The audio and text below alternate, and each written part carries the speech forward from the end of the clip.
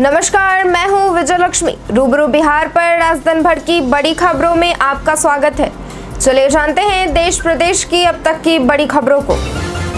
सरकार बजट में नई कर व्यवस्था के तहत स्टैंडर्ड डिडक्शन दोगुना बढ़ाकर 1 लाख कर सकती है या फिर मूल छूट सीमा को बढ़ाकर 3.5 लाख किया जा सकता है। टैक्स परामर्श कंपनी और स्टैंड यंग ने कहा, आगामी बजट में कराधान सुधारों पर प्राथमिकताओं पर सरकार को जोर देना चाहिए।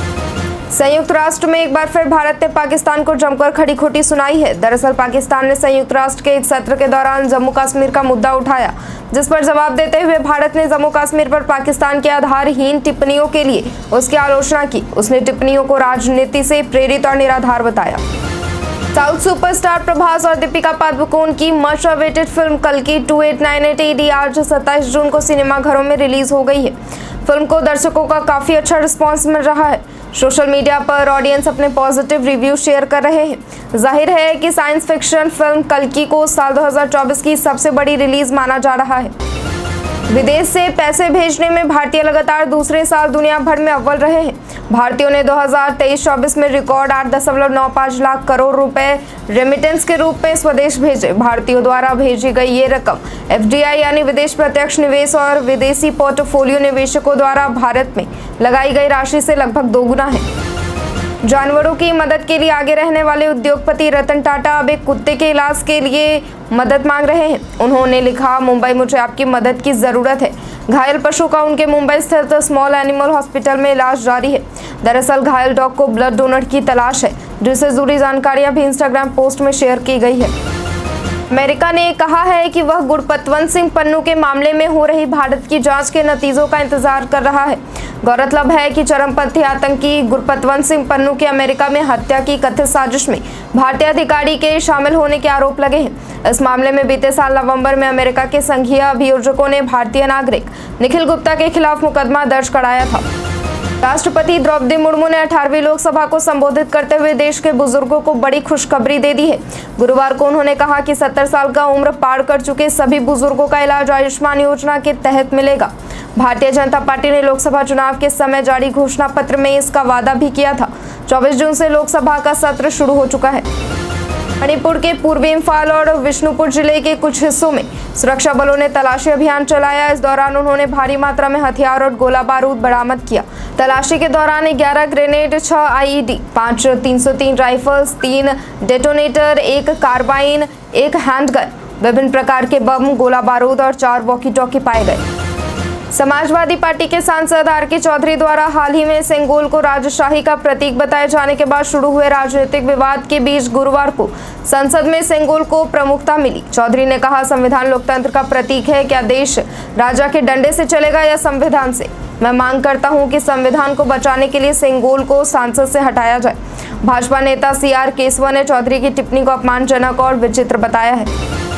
राष्ट्रपति द्रौपदी मुर्मू ने गुरुवार को 18वीं लोकसभा की पहली संयुक्त बैठक को संबोधित किया। इस दौरान अपने संबोधन में उन्होंने कहा कि नीतियों का विरोध करना और संसद में बाधा डालना 2 अलग-अलग बातें हैं। माना जा रहा है कि राष्ट्रपति ने संसद में होने वाले हंगामे और कामकाज पर यह बात कही है। अमेरिकी विदेश मंत्रालय की ओर से रिपोर्ट जारी की गई है। इस रिपोर्ट में कहा गया है कि भारत में अल्पसंख्यकों के खिलाफ नफरत फैलाने वाली भाषा बढ़ रही है। अमेरिका के विदेशी विभाग के अंतर्राष्ट्रीय धार्मिक स्वतंत्रता को लेकर अपने रिपोर्ट में कहा है कि पिछले 1 वर्ष से अमेरिकी अधिकारी लगातार अपने भारतीय समकक्षों से धार्मिक स्वतंत्रता के मुद्दों पर चिंता व्यक्त कर रहे हैं। वाहनों को सड़क पर चलाने के लिए जिन आवश्यक और वैध दस्तावेजों को साथ रखने की जरूरत पड़ती है, उनमें वाहनों के पॉल्यूशन अंडर कंट्रोल सर्टिफिकेट यानी PUC सर्टिफिकेट भी शामिल है।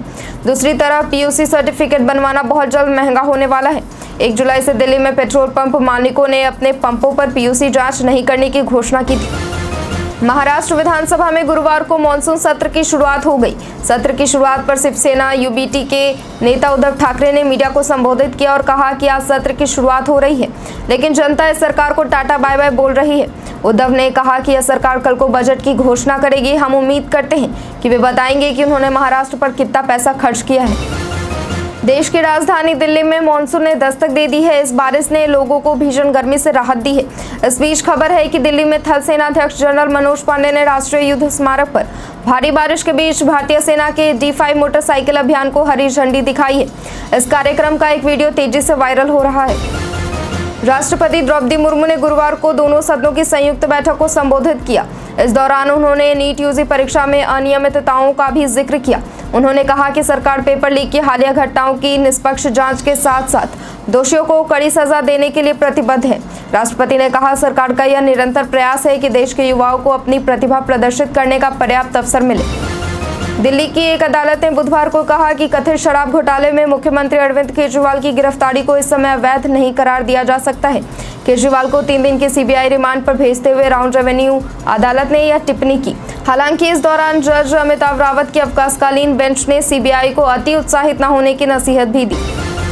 1 जुलाई से 3 नए आपराधिक कानूनों को लागू किया जाना है, मगर उससे पहले ही इस पर रोक लगाने की मांग उठ गई है। 3 नए आपराधिक कानून लागू होने से 3 दिन पहले मामला सुप्रीम कोर्ट पहुंच गया है। सुप्रीम कोर्ट में इसे लेकर एक जनहित याचिका दायर की गई है। जनहित याचिका में तीनों कानून के लागू करने पर रोक लगाने की मांग की गई है। अभिनेता राजपाल यादव की मुश्किलें एक बार फिर से बढ़ने वाली है। चेक बाउंस होने के मामले में 29 मई को दिल्ली की करकटडुमा अदालत ने राज्यपाल को 29 जून तक लगभग 14 करोड़ रुपए जमा करने का आदेश दिया है। आदेश का पालन न होने पर राज्यपाल यादव का जेल जाना पड़ सकता है। वहीं राज्यपाल ने इस मामले में फिलहाल प्रतिक्रिया व्यक्त करने से इनकार कर दिया है। नीट परीक्षा को लेकर पूरे देश में हंगामा मचा हुआ है। नीट परीक्षा की गुत्थी सुलझने का नाम नहीं ले रही है, जिसके बाद अब नीट परीक्षा में गड़बड़ी की जांच बिहार, गुजरात, महाराष्ट्र के बाद प्रयागराज तक पहुंच गई है, जिसके चलते मामले की जांच करने बिहार पुलिस 2 दिन पहले प्रयागराज पहुंची थी। एक डॉक्टर और उसके बेटे की तलाश में पुलिस यहां पहुंची थी। टेलीकॉम सेक्टर में बड़ा बदलाव हुआ है। 26 जून से देश भर में टेलीकम्युनिकेशन एक्ट 2023 लागू हो गया है। ये कानून पिछले साल दिसंबर में ही संसद में पास हो गया था।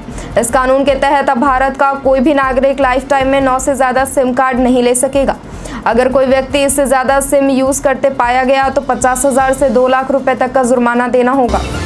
साल 2020 में राजस्थान कांग्रेस में जिस तरह की कलह देखने को मिली थी, उसी तरह की उठापटक अब कर्नाटक की कांग्रेस सरकार में भी नजर आ रही है। लोकसभा चुनाव बाद सिद्धरामैया सरकार के 3 मंत्रियों ने deputy CM DK Shiva Kumar के खिलाफ मोर्चा खोल दिया है। इन मंत्रियों का कहना है कि कर्नाटक में एक की बजाय कम से कम 3 उप मुख्यमंत्री हों। केंद्रीय माध्यमिक शिक्षा बोर्ड सीबीएसई ने 10वीं 12वीं पूर्ण मूल्यांकन परीक्षा का रिजल्ट जारी कर दिया है। यह नतीजे उन छात्रों के हैं जिन्होंने अपनी बोर्ड परीक्षा के मार्क्स के पुनर्मूल्यांकन की मांग की थी। स्टूडेंट्स सीबीएसई के आधिकारिक वेबसाइट results.cbse.nic.in पर जाकर अपना रिजल्ट चेक कर सकते हैं। स्मार्ट मीटर में नेटवर्क की समस्या के चलते उपभोक्ता परेशान हो रहे हैं। जहां पर नेटवर्क की समस्या रहती है, वहां नेटवर्क कटने पर बिजली के साथ साथ उसका नॉन कम्युनिकेशन यानी तालमेल खराब होने से बिजली बंद हो जा रही है। हर रोज किसी न किसी उपभोक्ताओं की शिकायत आ रही है, लेकिन विभाग के अधिकारी इसको सही नहीं करवा पा रहे हैं। लोकसभा का टिकट कटने से नाराज चल रहे पूर्व केंद्रीय मंत्री अश्विनी चौबे के सब्र का बांध आखिरकार टूट ही गया और उन्होंने अपनी ही पार्टी के प्रदेश अध्यक्ष सम्राट चौधरी के खिलाफ मोर्चा खोल दिया। अश्विनी चौबे ने स्पष्ट शब्दों में कह दिया है कि हमें आयातित माल नहीं चाहिए, बल्कि अध्यक्ष के पद पर पार्टी के मूल सदस्य का होना बहुत ही जरूरी है। चौबे ने यह भी कहा कि बिहार में बीजेपी अपने दम पर चुनाव लड़े। बिहार में मौसम ने फिर एक बार करवट लिया है। प्रदेश के कई हिस्सों में बारिश ने मौसम का मिजाज बदला है। लोगों को गर्मी और उमस से तो राहत मिली है, लेकिन कुदरत की मार ने कई घरों को भी तबाह किया है।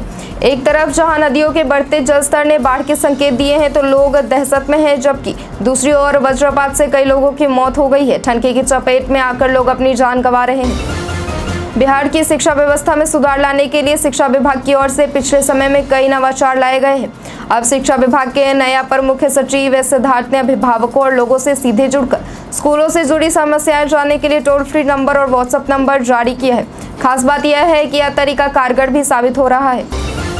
दुनिया में डॉक्टरों की फीस तय करने का मामला पिछले कुछ दिनों से सुर्खियों में है। दरअसल यहां के सांसद पप्पू यादव ने चिकित्सकों के साथ मुलाकात व बैठक की थी, जिसके बाद इस बैठक को लेकर बात सामने आई कि यहां अब चिकित्सकों का फी निर्धारित कर दिया गया है। लेकिन अब फी कम करने संबंधी सांसद के हालिया बयान पर आईएमए व डॉक्टर्स केयर एसोसिएशन ने सफाई दी है और ऐसी किसी भी फी निर्धारण की बात को नकार दिया है। पटना हाईकोर्ट ने बीएसईबी और बीपीएससी से जवाब तलब किया है। संगीत विषय को लेकर माध्यमिक शिक्षक पात्रता परीक्षा 2023 में गलत प्रश्न व उत्तर को लेकर दायर अर्जी पर बिहार विद्यालय परीक्षा समिति और बीपीएससी को 2 सप्ताह के भीतर जवाबी हलफनामा दायर करने का आदेश दिया गया है। मुजफ्फरपुर में अपराधियों द्वारा एक पत्रकार की हुई निर्मम हत्या के बाद पत्रकार जगत सरकार से कहीं न कहीं नाराज दिख रही है। इसी बीच बिहार के उप मुख्यमंत्री विजय सिन्हा बुधवार को मुजफ्फरपुर पहुंचे थे, जहां उन्हें पत्रकारों के तीखे सवालों का सामना करना पड़ा, जिसके बाद उप मुख्यमंत्री विजय सिन्हा ने कहा कि बिहार में कानून का राज स्थापित है और इसके लिए जो भी कदम उठाना जरूरी होगा उठाया जाएगा। बिहार सहित पूरे देश में 1 जुलाई से लागू होने जा रहे 3 नए आपराधिक कानून के तहत बिना आरोपित को गिरफ्तारी किए भी अब पुलिस कोर्ट में आरोप पत्र दाखिल कर सकेगी। अब तक आपराधिक कानून के तहत आरोपित को गिरफ्तार कर पुलिस को सक्षम कोर्ट में पेश करना पड़ता है। इसके लिए फरार आरोपित को गिरफ्तार करने में पुलिस को काफी मशक्कत करनी पड़ती है। आज के लिए इतना ही। जिन लोगों ने हमें कमेंट किया था उनका नाम है राणा कमलेश, भवानी प्रसाद, कौशलेंद्र कुमार, विनोद यादव, गौरव कुमार। अब बढ़ते हैं आज के सवाल की ओर। आज का सवाल है कि आपके क्षेत्र में मॉनसून का क्या हाल है। अपना जवाब हमें कमेंट बॉक्स में लिखकर जरूर दें। धन्यवाद।